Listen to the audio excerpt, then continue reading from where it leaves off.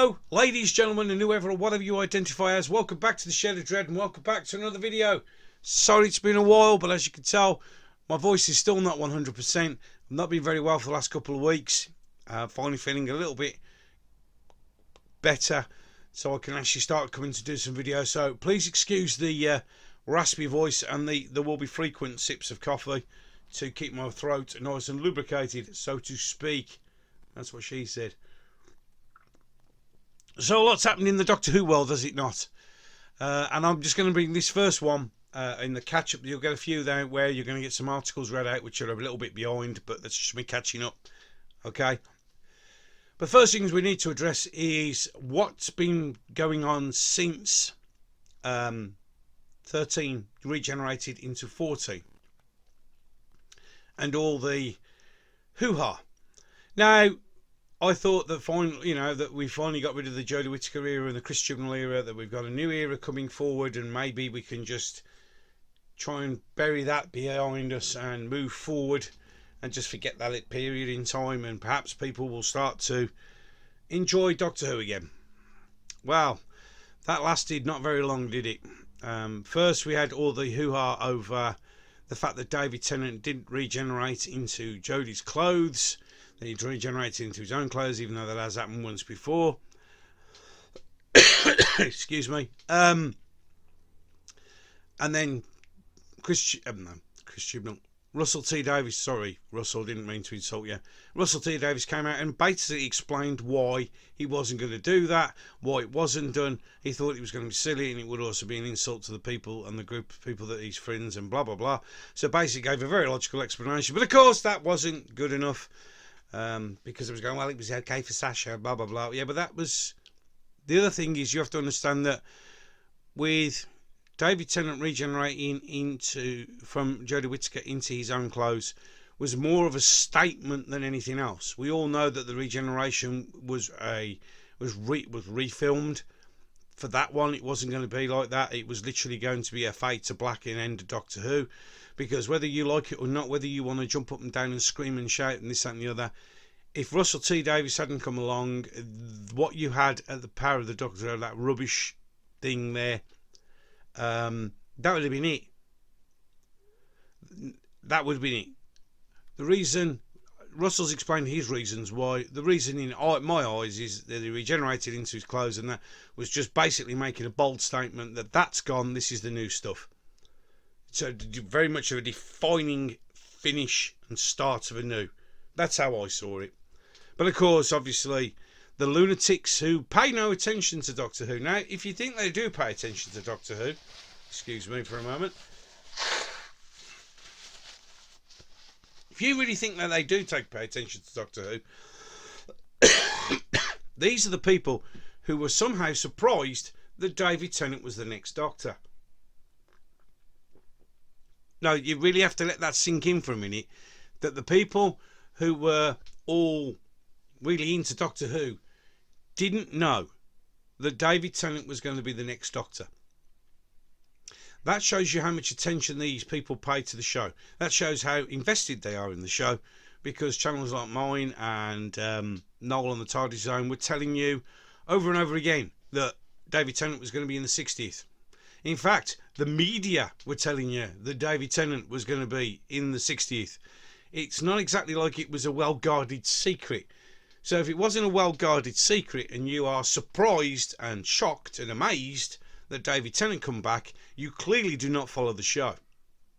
It's that simple, which highlights immediately to those people kicking up a fuss that they never really watch it. They never really pay attention to what's going on. They're just there for the drama and the self-gratification of being an arsehole. They're definitely nothing to do with the show whatsoever. They have no idea. That's the way it is.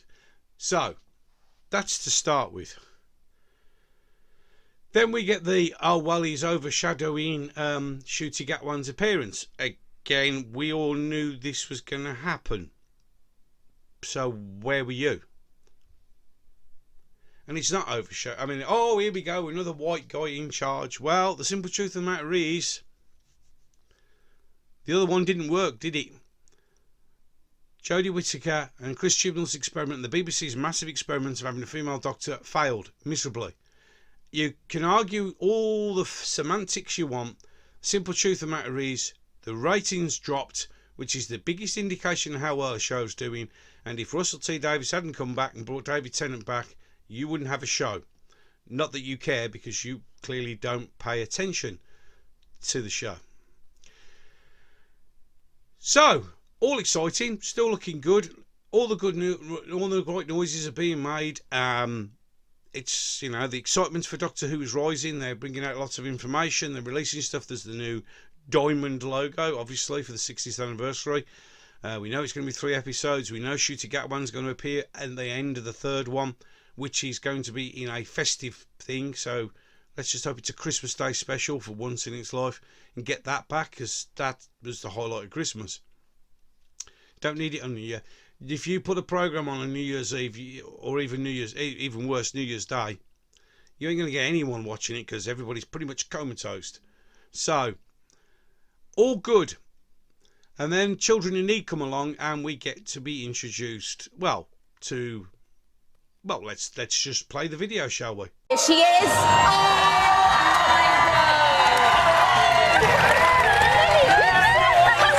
Coronation Street, it's Millie Gibson! Millie. Wow. Millie, how are you? My goodness. I'm sorry, I just stroked your Don't be daft, it's all right. You're the Doctor's new companion. Oh, I can't believe it myself. I've had to keep it that much of a secret. This has been the first time I've actually believed it, so... It's incredible. Oh. I'm so proud. What an entrance. How does it feel to be joining one of the biggest shows in the world? It's insane. It's insane. I mean, I'm so honoured that I was even considered for an audition, so that's enough for me. But So you had to audition? Yeah. Out of Corrie? So Yeah. they've seen you in Corrie and thought, right, bring her in. Why the hell not? See what she can do. That's amazing. But no, I just hope I can, you know, make you all happy and, like, fill the boots of the other companions, so... And there you go. Now, straight away, people are going, oh, I don't know who she is. Well, okay, for once in my life, I actually do know who she is. My wife was watching Coronation Street, and she played a character called Kelly on Coronation Street. And from what I saw, she was a very, very good actress. And why not? Then we get the, she's only 18 years old. So what? Why is that an issue? And already we can be beginning to see people making issues of stuff where, just for argument's sake, but I don't know who she is. I didn't know who David Tennant was. I hadn't got a clue who Matt Smith was. I got a vague idea who Jenna Coleman was. I got no idea who Karen Gillan was. No idea. So that doesn't wash straight away. Really, that's just a stupid argument. I don't know who she is. Then they're going, oh well, look, it's too well. Tell you what, I'll play the video that was released right now, and you just tell me if you can't see the chemistry between these two, there's something wrong with you. Ncuti Gatwa here, the Doctor, and I am very excited because every Doctor needs their wonderful companion, and I would like to welcome mine to the TARDIS. Hello, my name is Millie Gibson, and I'm going to play Ruby Sunday, the Doctor's companion in the new series of Doctor Who. Millie, what are your earliest memories of Doctor Who? Well, I was brought up on the Tennant and Matt Smith era. It was a cross between them two. So I always remember Amy Pond. And that sort of era anyway. But yeah, no, it was always something me and my dad watched. And I just remember thinking there is nothing else like this programme. And there still isn't. What do you know about the Doctor? The Doctor is really handsome. And he's an alien with 2 hearts in human form. What makes the Doctor's companion such a good role? Oh, well, they are the eyes into your world. And they are the audience eyes to see what will happen in your universe. And I think throughout time, you realise that the Doctor needs the companion just as the companion needs the Doctor. Tell us why you are excited to play the companion. I'm too overwhelmed, really. So I'm buzzing. I can't wait. Well, just to follow up on that, as soon as you left the room for your audition, I was like, Russell, that is the companion. The companion. Oh, damn. Just magic. You are magic. You're going to be magic. Where were you when you found out you got the role? I just had a spray tan. Come on, priorities. Exactly. Priorities. Exactly. And my agents were like, where are you? And I was like, I've just had a spray tan and I'm trying not to cry it off. Do you know I love that? Because I was going into the barber shop when I found out that. No! See? We're a right pair. Priorities, We're a right priorities. pair. Did you tell anyone? Yes, I told my mum. So when I first left the tanning salon, I got into the car and I was like, don't start the car yet. Let me just put my bags in the back. And she went, oh my God, what's happened? What has happened? What has happened? And I went, no, I've got it. And she just went, oh my God, and started crying her eyes out. But I was like, Mum, you cannot say a thing. And that was hard for her because she was a Scouser, so. Millie, please tell us, where would you take our wonderful TARDIS for a spin? Well, the first one was, I really wanted to do the, the witches era, but Jodie Whittaker did that. Got Stole to my it idea. But I would love to take it to ancient Egypt, the pyramids. Yes, do a bit yeah. of Cleopatra. Oh my God, get have a a moment. suntan. Yeah.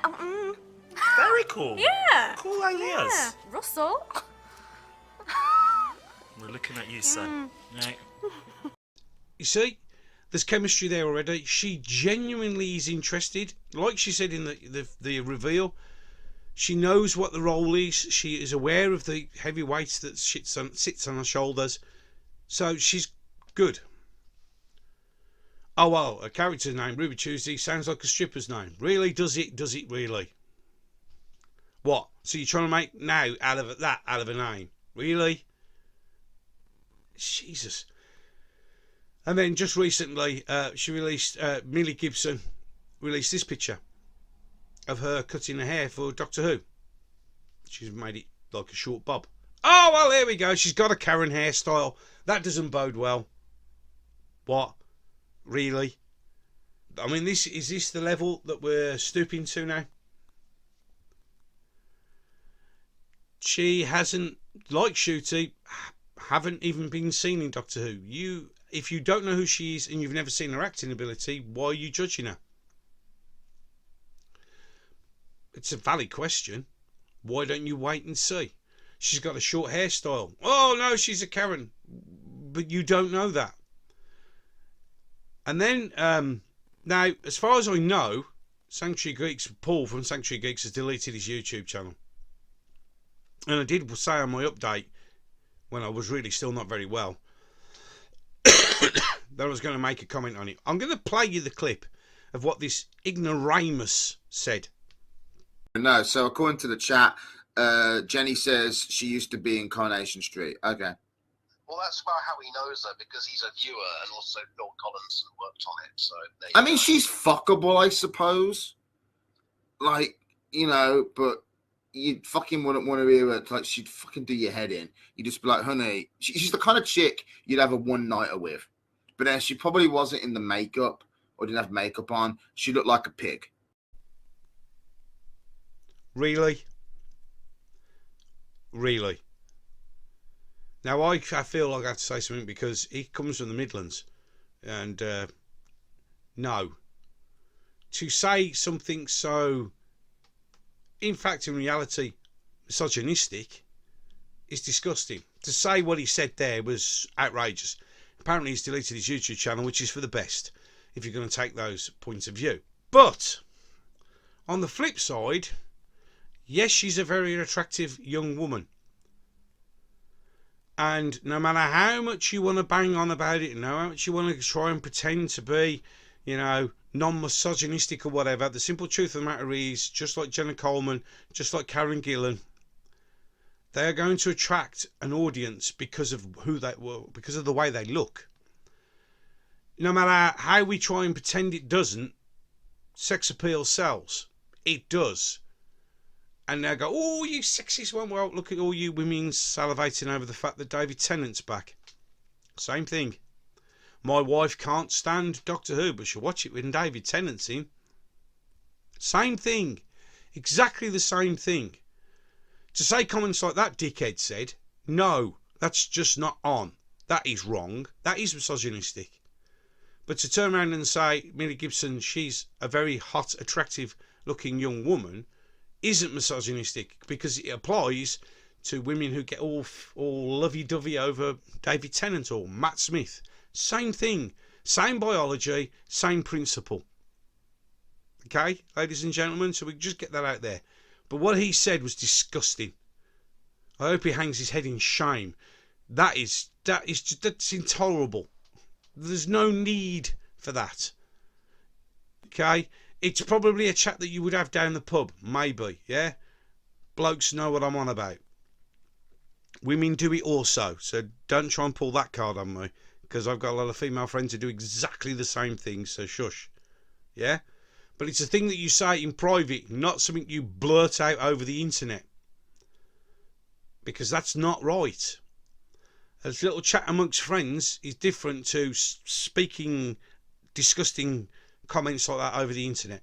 There's no call for it. There really isn't. And I know some people are going to go, oh, this, but the simple truth of the matter is, men and women are designed to be attracted to each other. That's how the species gets bigger. We are attracted to each other. And I know the women do the same as the men. We're all the same. Oh, flipping now, look at that one. I know you do it. We do it. Women do it. It's the way it is. Okay? Stop trying to make it something it isn't. But this response to David Tennant coming back is pathetic. Absolutely pathetic. We all know why David Tennant came back. We all know it's to try and pull people back into a dying franchise. With Disney Plus now on board, it looks like £100 million is going to be available for Doctor Who to make its series. That's a lot of money. But for that money to be paid back, they need people to watch. So they're going to do everything in their power to pull people back in. Now, could it possibly be a bait and switch? I don't know. It's possible. But after watching the video with Ncuti and Millie together discussing Doctor Who, there's a chemistry already there. Is it going to be lovey-dovey? I really hope not. Because I think that does detract. But as long as it's a good storyline, I don't give a shit. I just want to be entertained. I really do. So there's a lot to look forward to. I've got some articles to read which will be in the videos following this one, and we'll sort of catching up discussing how things stand. But there you go. Do I think that David Tennant was a good thing? I think it's a brilliant idea, as well as Neil Patrick Harris coming as the Toy Master. It's going to be good. And all this stuff is going to be explained. Be interesting to see how they do the TARDIS, because we all know the TARDIS set has been destroyed. So how that's going to happen, I don't know. We don't know. So that's something else. Oh, sorry. For those of you who pretend to pay attention to the show, if the TARDIS changes, that's the reason why. Because they destroyed the old set. Because they weren't expecting to make it Doctor Who again. And that's the truth. As much as you want to pretend to deny it, that Power of the Doctor was done and written as the final episode of Doctor Who. For a while. TARDIS was destroyed. It was all finished. She was going to do that. It was going to be that bit where the camera pulls out. Fade to black time. Not going to come back. Okay, which is why it then comes back around again and it does what it does. And also remember, it wasn't actually filmed on Durdle's door at all. It's CGI'd. Just so you know. And if you want to be an idiot and go and stand on Durdle's door and try and recreate that and you fall off and die, think of the landowners who've got to pay insurance on that shit. Just don't bother. Yeah, go and take a picture. It's a beautiful place. Been there myself. Gorgeous coast. Just think ahead. So there you go. So do I think Ncuti Gatwan and Millie Gibson are going to make a good partnership in the TARDIS? Yeah, I really genuinely do. They seem to have a chemistry. They seem to care about what's going on. They're saying all the right, making all the right noises. So here's a refreshing idea, ladies and gentlemen. Let's wait and see. When David Tennant was announced as the Doctor and first time round, no one had an inkling of what he was like. Some did because they'd seen him in Casanova. I hadn't seen him. And look what that turned out. People went, oh, Matt Smith, never heard of him. I never heard of him. A lot of people never heard of him. came on. Look at that. Give these people a chance. Now, some people go, oh, well, you didn't give Jodie a chance. Yes, I did, because I watched the entire pile of junk from beginning to end. I desperately wanted it to be good. You know, it's not, don't go all this, oh, well, you're a man, it's a woman. No, I genuinely wanted it to be good. It just wasn't. And it started off badly with the old showrunner and Jodie, and we've covered this a lot of time, running their mouths off, and it just didn't get any better. So, reset time, watch the 60th, because it'll be a different thing, see how it all works out, and then when Ncuti and Millie come on board, let's just give them a chance to see how it goes. Will we be pleasantly surprised? Who knows? Will we be disappointed? Who knows? Do you think we should all just sit there and keep going, I'm never going to watch it again because of this? Well, that's your choice. I'm prepared to give it a chance. But again, what do I know? Just a fat bloke sitting in his shed surrounded by his toys. You let me know what you think. It's comment section down below. You know, there's no right or wrong comment. It's your genuine, honest opinion. No, that's absolutely fine. You don't have to agree with me, because this, ladies and gentlemen, is just my humble opinion. You don't have to agree with it. If it upsets you, I genuinely don't give a shit. That's on you, not on me. If you enjoyed this video, please like and share. If you want to see some more videos like this, don't forget to hit the subscribe button and ding the bell, select it to all, and you should get a notification from YouTube that I've done another video. And with that, and as always, and until the next one, ladies and gentlemen, I'm going to love you and leave you. Thanks for the time you spent with me. It's always much appreciated.